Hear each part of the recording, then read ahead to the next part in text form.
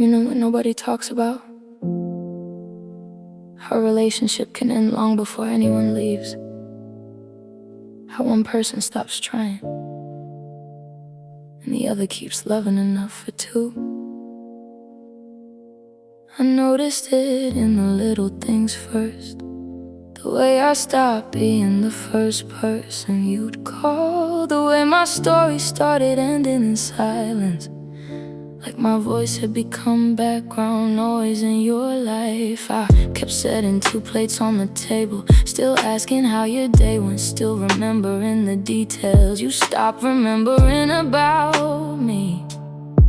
There was a night I sat beside you for 3 hours, trying to find the right words to explain why my heart felt so far from yours. And before I could finish the sentence, you were already asleep.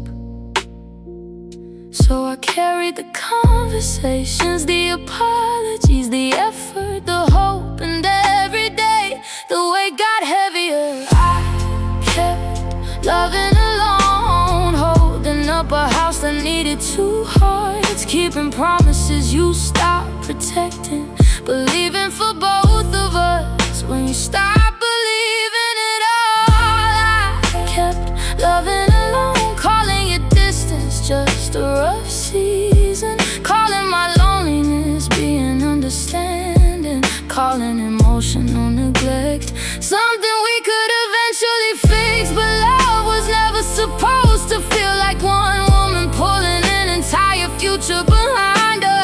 I kept loving alone, and it almost broke me. I became an expert at lowering expectations, celebrating crumbs like they were grand gestures, getting excited when you noticed I was tired, because most days you barely noticed me at all. I started editing my emotions before speaking, removing the difficult parts, the hurt parts, the lonely parts, trying to make my pain easier for you to hear. Funny thing is, you still didn't listen, so eventually I stopped talking.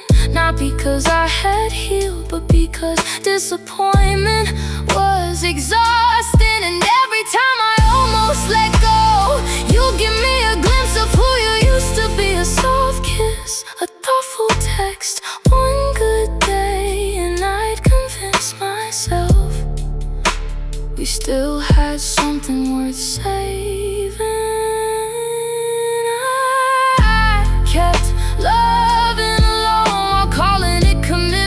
While calling it patience, while calling it loyalty, because admitting the truth would've shattered me. I kept loving alone, watching myself disappear into somebody else's comfort, giving more, needing less, asking for almost nothing, and somehow still feeling guilty for wanting to be loved back.